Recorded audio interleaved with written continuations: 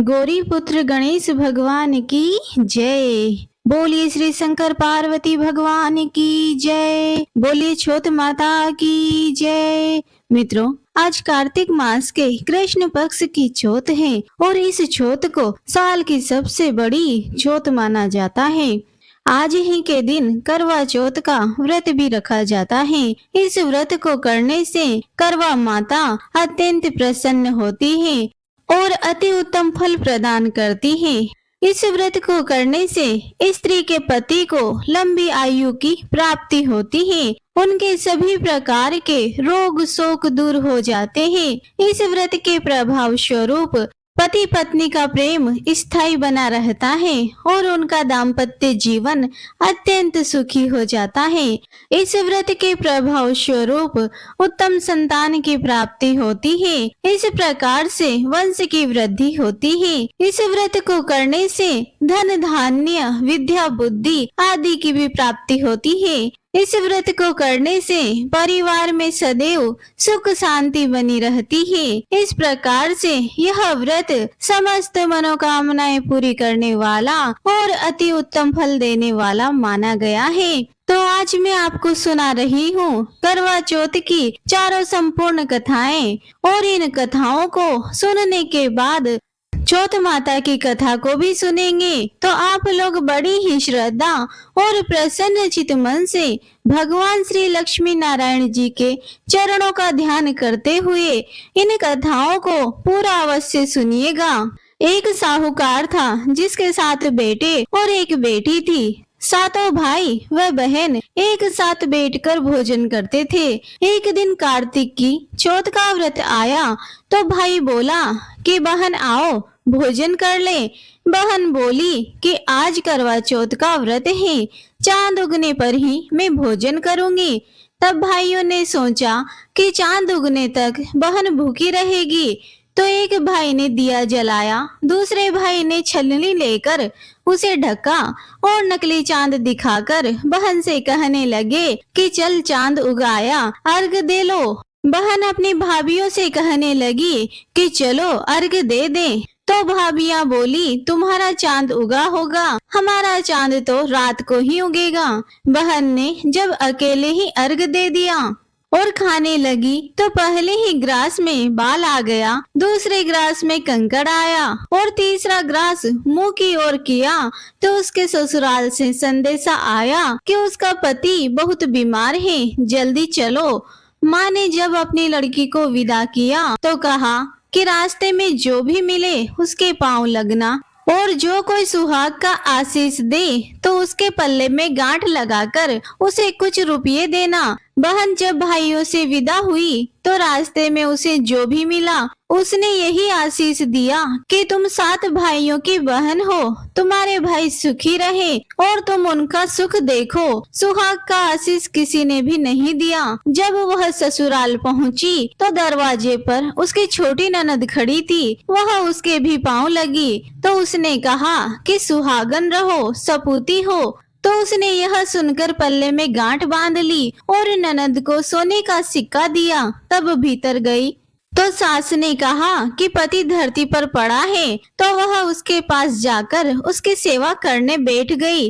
बाद में सास ने दासी के हाथ बची कुची रोटी भेज दी। इस प्रकार से समय बीतते बीतते मार्गशीर्ष की चौथ आई तो चौथ माता बोली करवा ले भाइयों की प्यारी करवा ले।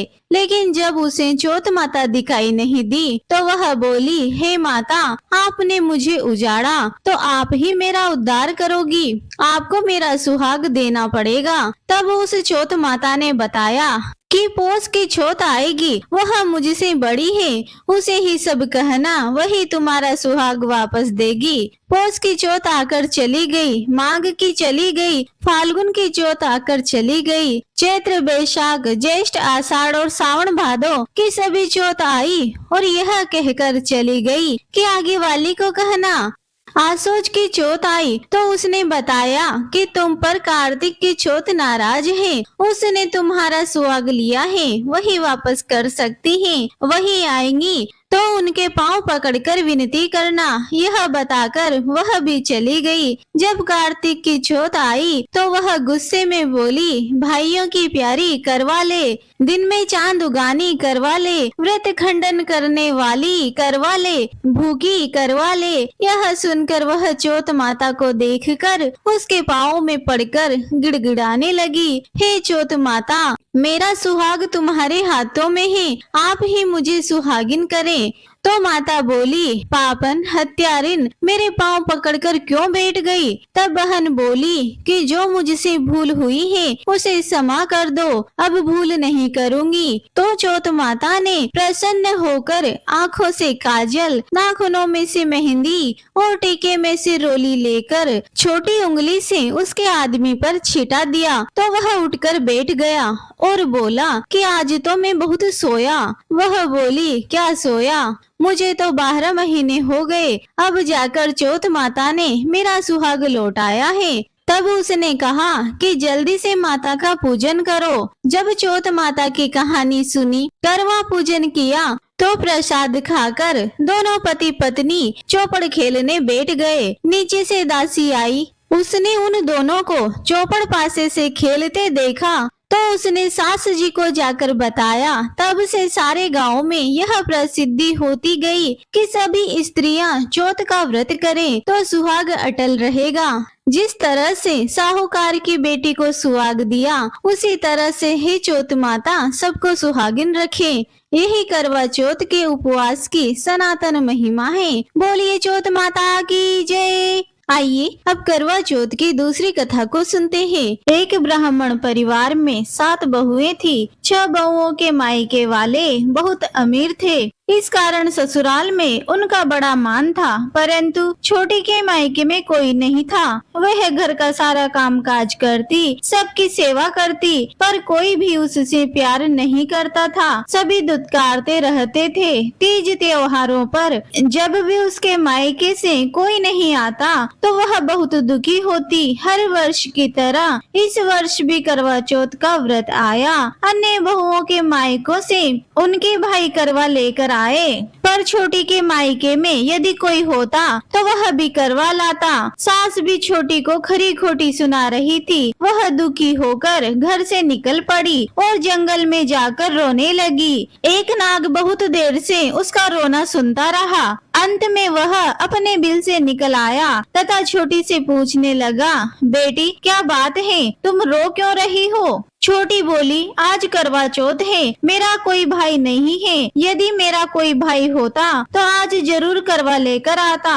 नाग को छोटी पर दया आई। नाग ने कहा, बेटी तुम घर चलो, मैं अभी करवा लेकर आता हूँ। थोड़ी देर बाद नाग ससुराल पहुँचा। ससुराल वाले इतना सामान देखकर चकित हो गए। सास भी प्रसन्न हो गई। सास ने प्रसन्न मन से छोटी को नाग देवता के साथ भेज दिया। नाग देवता ने छोटी को अपना सारा महल दिखाया और कहा, जितने दिन चाहो आराम से रहो, मन चाहा खाना खाओ, मन चाहा पहनो, पर एक बात हमेशा याद रखना, सामने रखी नाद कभी मत खोलना। छोटी सारा समय महल में आराम से काटती, पर नाद के बारे में उसकी उत्सुकता बढ़ती जा रही थी। एक दिन जब घर में कोई नहीं था तो उसने नाद उठाकर देखा तो हजारों छोटे छोटे सांप के बच्चे इधर उधर रेंगने लगे। उसने जल्दी ही नाद ढक दी। जल्दी में एक सांप की पूंछ नाद के नीचे आकर कट गई। शाम को नाग के आने पर छोटी ने अपनी गलती स्वीकार कर ली। नाग ने भी उसे क्षमा कर दिया। जब छोटी ने ससुराल जाने की इच्छा की तो उसे धन रत्न आदि देकर नाग ने विदा किया। छोटी की ससुराल में अब उसकी बड़ी इज्जत होने लगी थी। जिस सांप की पूंछ नाद से कट गई थी उसे सभी बंडा कहकर तंग करते। एक दिन उसने अपनी माँ से पूछा कि मेरी पूंछ कैसे कट गई। माँ ने कहा कि छोटी के नाद उठाने और जल्दी से रखने में ही तुम्हारी पूंछ कटी है। तो वह बोला कि मैं छोटी से बदला लूंगा। माँ के बहुत समझाने पर भी वह एक दिन चुपचाप छोटी के घर जा छुपा और मौका पाकर उसे काटने की सोचने लगा। वहाँ छोटी और उसकी सास में किसी बात पर बहस हो रही थी तो छोटी कसम खा खा कर कह रही थी कि मैंने ऐसा नहीं किया है। वह कह रही थी कि मुझे बंडा भैया से प्यारा कोई नहीं है। उन्हीं की कसम खाकर कहती हूँ कि मैंने ऐसा नहीं किया है। बंडा ने जब सुना तो सोचने लगा कि जो मुझसे इतना प्यार करती है मैं उसे ही काटने आया हूँ। वह चुपचाप घर चला गया। माँ ने पूछा, ले आया बहन से बदला? वह कहने लगा, माँ बहन से कैसा बदला? तभी से बंडा भाई अपनी बहन के लिए प्रति वर्ष चौथ के दिन करवा लेकर जाता। वह बहन बड़े प्यार से करवा चौथ का व्रत करती। बोलिए चौथ माता की जय। अब करवा चौथ की तीसरी कहानी सुनते हैं। अति प्राचीन काल की बात है। एक बार पांडु पुत्र अर्जुन तप करने के लिए नीलगिरी पर्वत पर चले गए थे। इधर पांडवों पर अनेक मुसीबतें पहले से ही थी। इससे द्रौपदी ने शोक विबल हो कृष्ण जी की आराधना की। कृष्ण जी उपस्थित हुए और पूछा, कहो क्या कष्ट है तुम्हें? प्रभु, द्रौपदी ने हाथ जोड़कर कहा, मुझे क्या कष्ट है? आप तो स्वयं जानते हैं, आप तो अंतर्यामी है। मुझे कष्टों के बोझ ने विबल कर दिया है। क्या कोई ऐसा उपाय है जिससे इन कष्टों से छुटकारा मिल सके? तुम्हारा प्रश्न अति उत्तम है द्रौपदी। कृष्ण जी ने मुस्कुराकर बोला, प्रभु फिर मुझ दुखी नारी का कष्ट दूर करने का उपाय बताइए। द्रौपदी ने यह प्रश्न कृष्ण जी से पूछा। यही प्रश्न एक बार पार्वती जी ने शिव जी से किया था। तब श्री शिव जी ने करवा चौथ के व्रत का विधान बताया था। द्रौपदी कहती है, हे श्री कृष्ण, फिर मुझे भी करवा चौथ के व्रत की जानकारी दीजिए, उसकी क्या कथा है? तब भगवान श्री कृष्ण जी ने एक पल सोचने के बाद कहा, दुख सुख जो सांसारिक माना जाता है, प्राणी उसमें सदा ही लिप्त रहता है। मैं तुम्हें अति उत्तम करवा चौथ व्रत की कथा सुनाता हूँ, इसे ध्यान से सुनो। प्राचीन काल में गुणी विद्वान धर्म परायण एक ब्राह्मण रहता था। उसके 4 पुत्र तथा एक गुणवती सुशील पुत्री थी। पुत्री ने विवाहित होकर चतुर्थी का व्रत किया, किंतु चंद्रोदय से पूर्व ही उसे भूख ने बाध्य कर दिया। इससे उसके स्नेही दयालु भाई ने छल से पीपल की आड़ में कृत्रिम चंद्रमा बनाकर दिखा दिया। लड़की ने अर्घ देकर भोजन कर लिया। भोजन करते ही उसके पति की हृदय गति बंद हो गई। इससे दुखी हो उसने अन्न जल त्याग दिया। उसी रात्रि में इंद्राणी भू विचरण करने आई। ब्राह्मण पुत्री ने उससे अपने दुख का कारण पूछा। इंद्राणी ने बताया, तुम्हें करवा चौथ व्रत में चौथ दर्शन से पूर्व ही भोजन कर लेने से यह कष्ट मिला है। तब उस लड़की ने अंजलि बांधकर विनय की, इससे मुक्त होने का कोई उपाय बताइए। इस पर इंद्राणी ने कहा, यदि तुम विधि पूर्वक अगली करवा चौथ का व्रत करो तो तुम्हारे पति पुनर्जीवित हो जाएंगे। कन्या ने ऐसा करने का वचन दिया तो उसका पति स्वस्थ हो गया। इस पर उस कन्या ने वर्ष भर प्रत्येक चतुर्थी का व्रत किया और अनंत अखंड सुहाग प्राप्त किया। श्री कृष्ण जी ने कहा, हे द्रौपदी, तुम इस व्रत को करोगी तो तुम्हारे सभी संकट कट जाएंगे। इस प्रकार द्रौपदी ने यह व्रत किया और पांडव सभी क्षेत्र में विजयी हुए।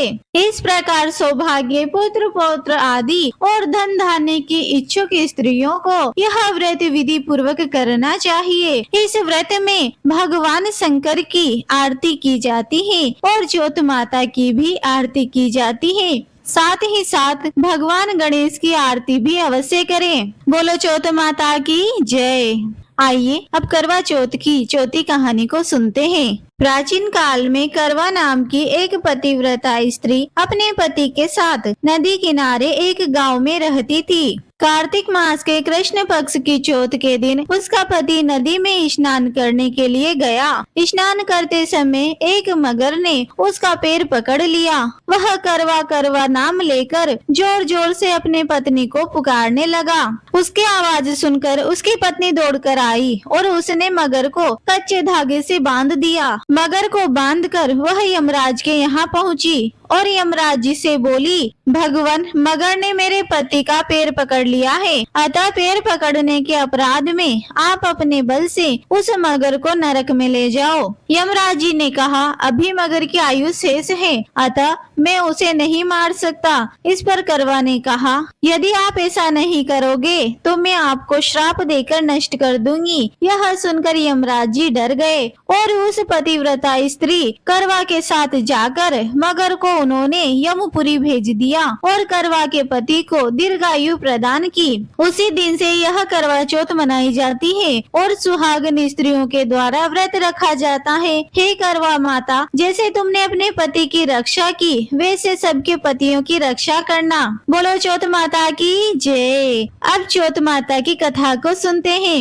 इस कथा को सुनने से ही व्रत पूर्ण माना जाता है तथा समस्त मनोकामनाएं भी पूर्ण हो जाती है। एक नगर में एक बूढ़ी माँ रहती थी। वह अपने बेटी की सलामती के लिए 12 महीनों की चौथ का व्रत करती थी। हर चौथ को पंसारी से थोड़ा सा गुड़ और घी लाकर 4 लड्डू बनाती, एक बेटे को देती, एक से पूजा करती, एक हथकार के लिए निकालती और एक चांद उगने पर खुद खा लेती थी। एक बार उसका बेटा ताई से मिलने गया। ताई ने बैसाखी चौथ का व्रत रखा था। ताई से पूछा, माँ तो 12 चौथ रखती है। ताई बोली, तेरी माँ तेरी कमाई से तर माल खाने के लिए 12 चौथ रखती है। तू परदेश जाए तो वह एक चौथ भी नहीं करेगी। लड़के को लगा ताई सच कह रही है। घर आकर माँ से कहा, मैं परदेश जा रहा हूँ, यहाँ तो मेरी कमाई खाने पीने में ही उड़ा देती है। माँ ने समझाकर उसे रोकना चाहा पर बेटा नहीं माना।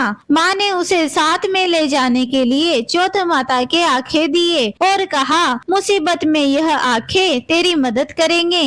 वह आंखें लेकर रवाना हो गया। घूमते हुए एक नगर में पहुंचा। उसने देखा कि एक बूढ़ी माँ रोती जा रही है और पुए बनाती जा रही है। उसने कारण पूछा तो बूढ़ी माँ ने कहा, बेटा इस नगर की पहाड़ी पर एक दैत्य रहता है। पहले वह नगर में आकर कई लोगों को खाने के लिए मार देता था। अब राजा हर एक घर से एक आदमी दैत्य के पास भेजता है और आज मेरे बेटे की बारी है, इसीलिए मैं रो रही हूँ और उसी के लिए पुए बना रही हूँ। वह बोला, तू पुए मुझे खिला दे, तेरे बेटे की जगह मैं चला जाता हूँ। बूढ़ी माँ ने खीर और पुए उसे खिला दिए। खा पीकर वह सो गया। रात को राजा के सैनिक आए तो बूढ़ी माँ ने उसे भेज दिया। दैत्य के सामने पहुँचने पर उसने चौथ माता के आंखें दैत्य की तरफ फेंक कर कहा, हे चौथ माता, यदि मेरी माँ मेरी सलामती के लिए व्रत करती है तो दैत्य का सिर कटकर गिर जाए। फिर तुरंत दैत्य का सिर कट गया। लड़का वापस आ गया। राजा ने उसे उपहार देकर विदा किया। चलते चलते वह एक दूसरे राजा के नगर में पहुंचा। इस राज्य में आवा तभी पकता था जब एक इंसान की बलि दी जाती थी। सिपाहियों ने उसे पकड़कर आवे में चुन दिया। लड़के ने आंखें आवे में डाले और कहा, हे चौथ माता, यदि मेरी माँ मेरे लिए व्रत करती है तो आवा मेरी बलि लिए बिना ही झट से पक जाए। ऐसा कहते ही आवा तुरंत पक गया। आवे में से मिट्टी की जगह सोने चांदी के बर्तन निकले। अंदर से लड़का बोला, बर्तन धीरे धीरे निकालना, मुझे लग नहीं जाए। राजा ने उसे निकलवाया और पूछा, इस आवे से तुम कैसे बच गए?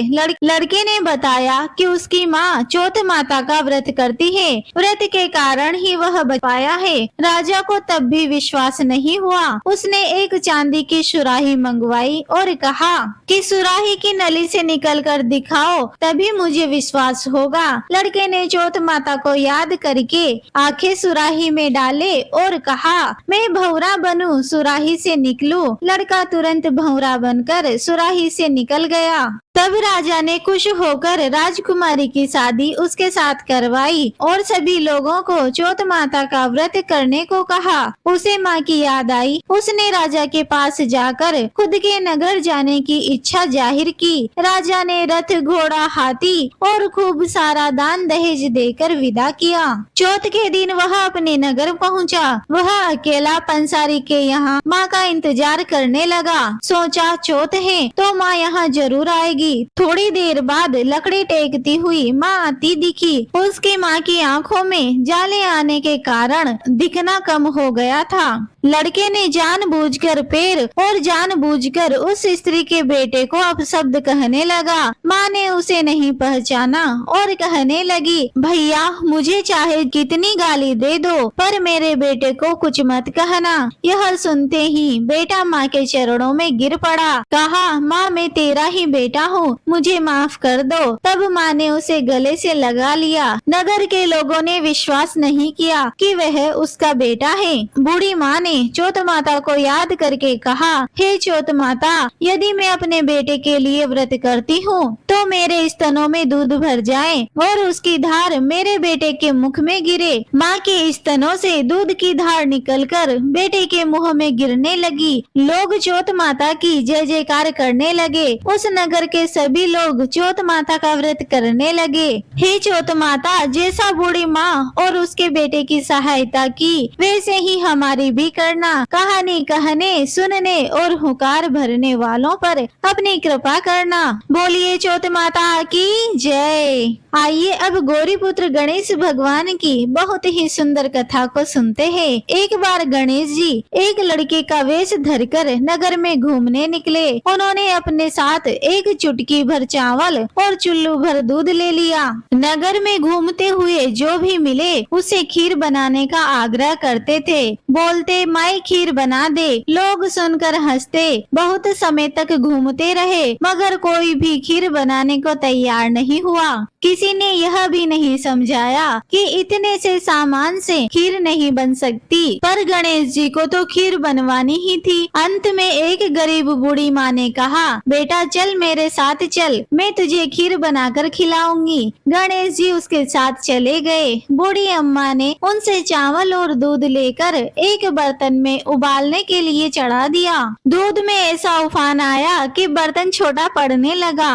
बूढ़ी अम्मा को बहुत ही आश्चर्य हुआ और कुछ समझ नहीं आ रहा था। अम्मा ने घर का सबसे बड़ा बर्तन रखा, वह भी पूरा भर गया। खीर बढ़ती जा रही थी, उसकी खुशबू चारों ओर फैल रही थी। खीर की मीठी मीठी खुशबू के कारण अम्मा की बहू के मुंह में पानी आ गया। कटोरी में खीर निकाली और दरवाजे के पीछे बैठकर बोली, ले गणेश तू भी खा ले, मैं भी खाऊं। और खीर खा ली। बूढ़ी अम्मा ने बाहर बैठे गणेश जी को आवाज लगाई, बेटा तेरी खीर तैयार है, आकर खा ले। तब गणेश जी बोले, अम्मा तेरी बहू ने भोग लगा दिया है, मेरा पेट तो भर गया, खीर तो गांव वालों को खिला दे। बूढ़ी अम्मा गांव वालों को निमंत्रण देने गई। सब हंस रहे थे। अम्मा के पास तो खुद के खाने के लिए कुछ नहीं है, पता नहीं गांव वालों को कैसे खिलाएगी। पर फिर भी सब आए। बूढ़ी अम्मा ने सबको पेट भर खीर खिलाई। ऐसी स्वादिष्ट खीर उन सभी ने आज तक नहीं खाई थी। सभी ने तृप्त होकर खीर खाई, लेकिन फिर भी खीर खत्म नहीं हुई, भंडारा भरा ही रहा।